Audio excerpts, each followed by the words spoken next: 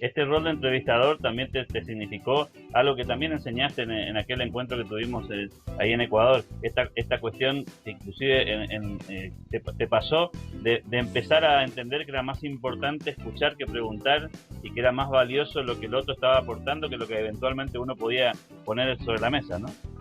Totalmente de acuerdo, y es algo que te confieso que no hacía en los inicios de mi carrera, donde creo que me preparaba y me preparaba bien y decía, bueno, tengo que mostrar que sé de esto, del tema, de lo que estoy hablando, de la vida del invitado. Yo lo sigo haciendo, nos preparamos porque es la manera de engarzar la conversación, pero sin dudas el brillo de una entrevista está en el entrevistado, está en que la gente quiere escuchar a través del entrevistador, que es un facilitador, ¿verdad? Ese camino de vida, esa experiencia, eso que trasciende. Si es un tema político, bueno, ¿por qué sus puntos de vista, justificados o no justificados? Y siempre yo creo que es lo que trato. Obviamente, es un programa que todos los días yo aspiro a que la gente se sume a verlo, y no niego que hay una parte importante que uno tiene que cultivar de fidelidad, de preferencia, de conexión personal conmigo como entrevistador y como conductor del programa. Porque si no, simplemente vendrían a ver el día que está Álvaro Uribe, si son partidarios de Uribe, o Jennifer López, si son fanáticos de la música de Jennifer López. Nuestro propósito es que cada noche haya ya un grupo de gente, que ese grupo aumente, que venga a Cala porque le gusta el estilo y porque entiende que cualquier persona que hayamos escogido, sea conocida o no, en alguna parte del continente, tiene algo valioso que contar. ¿Qué es más fácil, entrevistar a un político o a un artista? Oh, mucho más fácil un artista. Un político es un animal resbaloso. Están preparados, muy bien asesorados para sus discursos. Están, yo creo que muy bien preparados para evadir el diálogo. Y no quiero generalizar, porque la verdad te digo, ha habido conversaciones muy interesantes y para mí me han dejado de verdad satisfecho con políticos. Pero yo diría que el 80% de los políticos hace mejor un discurso que el diálogo. Y es una pena, porque después que la gente toma el poder, pierden el sentido de que son servidores públicos y que necesitan seguir siendo fiscalizados, que fueron elegidos por un pueblo para representarlos, que no es un trabajo vitalicio y que no es además una dinastía como todavía las que existen en el mundo, ¿no? Te comprometo un poco más, Ismael, en la respuesta aquí, que tiene que ver con algún político que te haya llamado la atención por su personalidad, por cómo respondía a tus preguntas, e inclusive por el trato personal contigo, alguien que te haya impactado fuertemente, más allá de la cuestión ideológica o de las circunstanciales coincidencias. Pues te digo, hay dos y los dos son de Colombia y los dos están en este momento en lados opuestos de la ideología y de cómo perciben el futuro de su país. Juan Manuel Santos me dio una excelente entrevista, sentí que fue honesto y transparente en lo que me contaba, admitió que hay mucho de hipocresía en la diplomacia y por ende en la política, y a mí me gustó que lo admitiera. Por el contrario, Álvaro Uribe, a quien he tenido la oportunidad de entrevistar 2 horas completas en Cala, primero en septiembre en Bogotá y la última hora hace unos meses aquí, justo el día antes que se descubriera ese posible explosivo en su presentación en Buenos Aires, él estuvo en el programa y se transmitió el programa. Y Uribe me llamó mucho la atención porque es un intelectual brillante, porque es un orador brillante, porque sabe escuchar, me permitía hablar, y porque es un tipo que se apasiona y que yo creo sinceramente que no me está hablando con un libreto, que me está hablando con lo que él cree, siempre y cuando sabe que hay cosas que no lo van a sacar demasiado de lo que él quiere decir, ¿no? Pero son dos personas que yo sinceramente pues quedé muy satisfecho con sus entrevistas. Y te reitero la pregunta, pero ahora por los artistas. ¿Algún artista que más allá de su contenido vinculado al espectáculo, al mundo en el que se desarrolla, te haya impactado por su inteligencia, por su capacidad? Gente que te haya quedado así en la memoria como reportajes impactantes. Hay muchos. Ricardo Arjona es un poeta, es un tipo que fue una obra que se me hizo súper corta, de su filosofía, de su poesía, la compartió de una manera única. Y eso se muestra en toda su carrera. Carolina Herrera, me dejó impactado esta señora, símbolo de elegancia en el mundo, cómo lleva su clase, su elegancia, es súper simpática, humilde. De hecho, yo le preguntaba que a ella atribuía su gran éxito. Ella me decía que a mucha suerte que ha tenido y mucha gente correcta, indicada, que ha tenido en diferentes momentos de su vida. Y me decía que 80% de su éxito se lo daba a la suerte y el 20% a su talento y perseverancia. Luego Jennifer López, otra grande del mundo del entretenimiento, que además se portó muy humilde, prefirió hacer la entrevista en español, me mostró a sus niños en el set de la entrevista, me dice que no, que entiende lo que Carolina Herrera decía, pero que ella piensa que hay mucho más que un 20% de perseverancia y talento en lo que uno se propone para tener éxito en la vida. Y yo la verdad estoy de acuerdo también con Jennifer. Yo creo que uno se prepara para las oportunidades, que los golpes de suerte son importantes, pero que si uno no está listo para continuar después que una oportunidad se te presenta, se derrumba como un castillo de naipes. Por lo que me contaste en aquella oportunidad que nos vimos, Ismael, me quedó claro que te sentís en el recorrido de la carrera y lejos estás de hacer un balance. Pero si tuviese que hacer un corte a esta altura de los acontecimientos, ¿cuál dirías que ha sido la clave del éxito de Ismael Cala? Yo digo que ha sido perseverancia, que ha sido aprender a no tener miedo al rechazo. Por mucho tiempo le daba demasiada importancia a la gente y sobre todo en una carrera como esta a los ejecutivos de televisión, que en cierta manera sí tienen muchísima responsabilidad, son los que te ponen o te quitan de un espacio como tengo yo ahora en CNN en español. Sin embargo, gracias a Dios no hay una sola cadena de televisión o un único canal de radio. Entonces siempre he dicho, aunque alguien te diga un no y esa persona tenga cierto poder circunstancial, temporal, porque nadie es eterno, solo Dios, uno tiene que aprender a aceptarlo y no como una derrota personal, sino como algo que es temporal, circunstancial. Yo le llamo el poder del no circunstancial y decir, bueno, esta persona me ha cerrado una puerta, pero sigamos, que hay una avenida y van a haber otras puertas por abrirse. Y la verdad yo creo que cuando aprendí eso, la vida me fue mejor.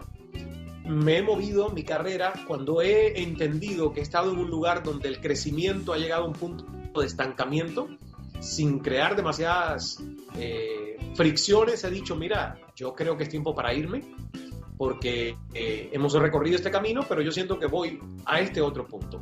Entonces yo creo que tomar riendas de su vida y no tener miedo, porque el miedo paraliza. Es como el cuento de la vaquita, de este señor que tenía una única vaquita y que hasta que un amigo vino y no se la tiró al barranco y él pensó que se le iba a acabar el mundo, su vida no cambió, porque él vivía de la leche y el queso de la vaquita. Cuando la vaquita se la tiraron al barranco, bueno, pues vendió su carne porque no le quedó más remedio y con eso multiplicó y compró 2 terneros y a partir de ahí empezó a hacer una crianza y mucho más. Y yo siempre digo que hay que tirar la vaquita al barranco cuando a uno no le queda más remedio si quiere crecer y seguir moviéndose. Ya en el final de esta nota, Ismael, para no robarte demasiado tiempo, te quiero preguntar por ese costado que por ahora poca gente conoce de Ismael Cala, que tiene que ver con esta versión del Ismael Cala que escribe, que va a compartir su mirada, su visión, su experiencia y hasta sus proyecciones a través de la palabra escrita de un libro que están haciendo, que está dando sus primeros pasos y que seguramente el año que viene tendrá la chance la gente de conocerlo. Yo espero que en enero del 2013, que es la fecha prevista por la editorial para la publicación del libro, que se llama El Poder de Escuchar, y tiene mucho que ver con lo que hago todas las noches a través de Cala en CNN en español, pero también con la filosofía de vida que estoy proyectando más allá de un programa de televisión, de escuchar la naturaleza, de conectarnos con nuestra voz interior, de escuchar nuestra inteligencia emocional, no solo lo racional, de escuchar el líder que todos llevamos dentro, de escuchar de manera abierta, crítica a los políticos, por ejemplo. Yo creo que es un libro de presentación, es el primero de una serie sobre el poder que ya tengo esbozada. Ya estoy trabajando en el segundo libro porque el primero se entregó a la editorial, estamos en el proceso de revisión por parte de la editorial y estoy ya esbozando los capítulos del segundo. Y la verdad que me interesa mucho este tipo de literatura inspiracional, Alberto. Mi familia tiene, y en el libro lo cuento, una experiencia bastante grave, severa, con problemas mentales, particularmente con esquizofrenia, mi padre, uno de mis hermanos, mi abuelo, una tía, en fin, y ese es un fantasma con el que yo viví por mucho tiempo, y por eso la mente y el cuidar la mente se convirtió para mí en mi meta principal. Es lo que hago, por eso vivo, para realmente cultivarla, y yo creo que puedo compartir eso con mucha gente que le interesa. Es una manera mucho más íntima que la televisión, porque si te interesa agarras y compras el libro, si no lo dejas ahí en el estante, y la verdad que es otro discurso, es otra persona, la misma, pero con otra manera más íntima de comunicarse a través de la palabra escrita. Y uniendo las dos cosas que dijiste, también será una excelente excusa para recorrer al menos América Latina con el libro de por medio, ¿no? De conocer también gente a la que todavía no conociste, ciudades que todavía Exacto. no conociste. Espero que me inviten a alguna feria del libro en Argentina. Seguramente te vamos a tener en Buenos Aires en algún momento, así que nos faltará oportunidad, Ismael. Y te hago la última que me parece importante para compartirla con la gente. ¿Qué se viene en la carrera de Ismael Cala, además de este costado de escritor y de lo que conocemos en televisión? ¿Qué estás pensando? ¿Qué es lo que viene? Sí, tengo tantas ideas y tantos proyectos. Mira, yo creo que el próximo año, 2013, va a ser un año de explosión, porque estoy seguro que más allá del número de ventas o no, que realmente no es lo importante, para mí la oportunidad, como tú has dicho, de ir a presentar el libro a muchos países que aún no conozco en América Latina, como Argentina, que me muero por ir y conocerlos. Y conocer las maravillas del país. Entonces, para mí eso va a ser una oportunidad grande. Me apasiona las conferencias, el compartir seminarios inspiracionales con la gente. Lo he hecho ya de manera gratuita en universidades y eventos. Estoy también empezando a hacerlo de manera profesional como un conferencista pagado y es una avenida que quiero desarrollar.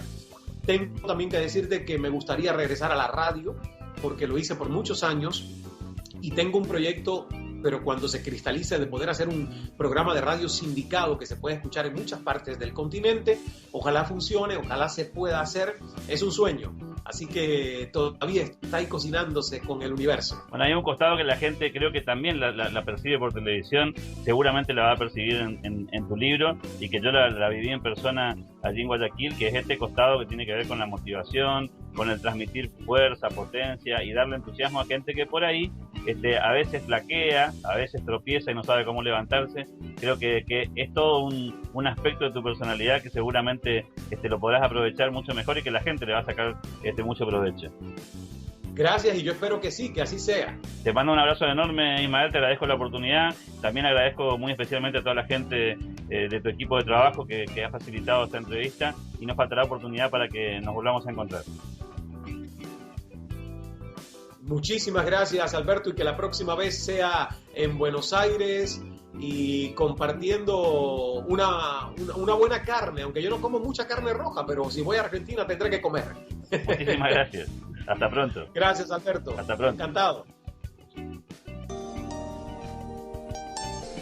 Seguimos en este capítulo de Siete Otro Camino y decíamos, ¿no? Vamos a tratar de, a esta entrevista que obtuvimos con Ismael Cala, contarle algunas cosas. La primera de ellas tiene que ver con que nosotros nos conocimos personalmente, absolutamente de casualidad, compartiendo un evento en la ciudad de Guayaquil, en Ecuador, el 11 de junio de este 2012. Tuvimos la chance de estar un día antes del evento, de poder compartir alguna que otra comida, y también la chance de dialogar en esos momentos que se dan, digamos, puertas afuera de los encuentros, de las jornadas de este tipo de congresos. Así que pudimos escuchar de primera mano, decíamos hoy, algunas de las anécdotas personales y parte de la historia personal que no compartió en esta nota, pero que también forma parte, obviamente, de su vida. Y fundamentalmente pudimos hacerles muchas más preguntas que las que pueden surgir en una entrevista como esta. Pero también contarles un poco lo que es la profesionalización de esta, valga la redundancia, profesión de periodista, de comunicador, en un país como los Estados Unidos. Para conseguir esta nota con Ismael, más allá de su buena voluntad, su predisposición, que obviamente fue lo que desniveló, hubo que pasar por las formalidades que tienen que ver con la autorización del canal para el cual él trabaja. Es decir, él trabaja para CNN en español, y no se puede hacer una nota periodística con una persona pública que trabaja en un medio como este sin contar con el aval oficial y la autorización expresa, en este caso del canal, que, a decir verdad, no ha generado demasiado inconveniente. Más que nada ha sido una cuestión de coordinación, de confirmación, de elegir el momento, la fecha y la disponibilidad para que esto se concretara, pero sin lugar a dudas pasar por toda esta cuestión, si se quiere, formal, que tiene que ver con la autorización expresa del medio de comunicación en el que trabaja, en este caso Ismael. Y obviamente, decíamos hoy, de mediar su buena voluntad, su disposición para poder llevar adelante esta nota. Pero decíamos que queríamos rescatar fundamentalmente, más allá de la personalidad y de lo conocido que puede ser un personaje de estas características, lo interesante es de dónde salió y a dónde llegó. ¿Y a dónde llegó a esta altura de su vida? Porque tiene 42 años. No tiene una carrera terminada. Tiene una carrera en proceso. Y me parece que la distancia, la diferencia fundamental está en que este hombre se propuso hacerlo. Es decir, muchas veces quienes sueñan, en cualquier profesión, en cualquier oficio, o en cualquier otro, quienes sueñan se quedan con el sueño. Es decir, se quedan con las ganas de hacer y creen que es pertinente atribuirle la responsabilidad de no haberlo logrado a otros. Y todos caemos un poco en esta trampa, ¿no? Es como que no llegamos a donde queremos porque a veces los políticos, los gobernantes, otras veces la familia, otras veces la falta de suerte, la falta de dinero. Bueno, esta nota que presentamos hoy, este testimonio que presentamos hoy de Ismael, él no lo quiso decir tan crudamente, ¿no? Pero él llega a un país como Canadá, viniendo de Cuba, sin conocer el idioma y sin $1 en el bolsillo. Es decir, no arrancó ni con plata, ni siquiera con el idioma.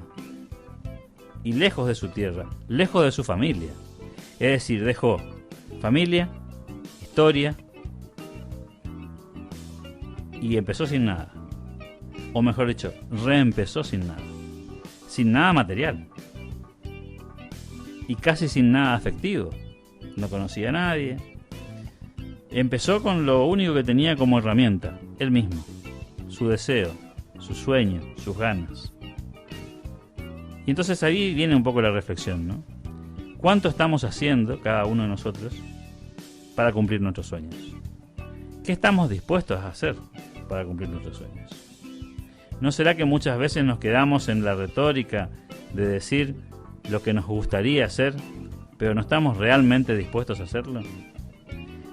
Tal vez sea tiempo de revisar esta historia, no sea cuestión de que en realidad el problema es que no estamos dispuestos a pagar los costos de un sueño.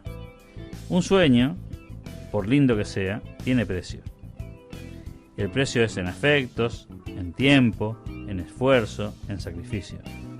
Y muchas veces, mucha gente no llega, no porque no tuvo suerte, sino porque no hizo el esfuerzo suficiente, porque no hizo el sacrificio suficiente, o porque no está dispuesto, lo cual es legítimo, a ceder algunas cosas en el camino. Hay que ver cuánto en la vida de cada uno de nosotros pesan los sueños. Cuánto es lo que estamos dispuestos a dejar de lado para cumplir nuestros sueños. Y esta es un poco la ecuación.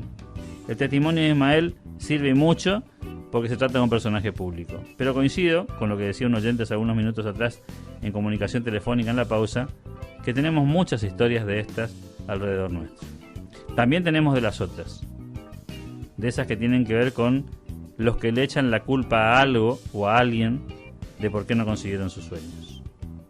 Creo que es un punto para revisarse, creo que es el testimonio que deja este capítulo de Existe Otro Camino, capítulo especial, capítulo diferente, con un enfoque un poco alejado tal vez de la cotidianidad de la política, que es lo que nos interesa cada martes y cada miércoles cuando compartimos este escenario en la radio con ustedes. Pero me parece que sirve porque tiene que ver con lo mismo, tiene que ver con los sueños. Y vaya si los sueños por hacer una sociedad mejor, una ciudad mejor, un país mejor, no valen los mismos parámetros que decíamos recién en cuanto a la vida personal.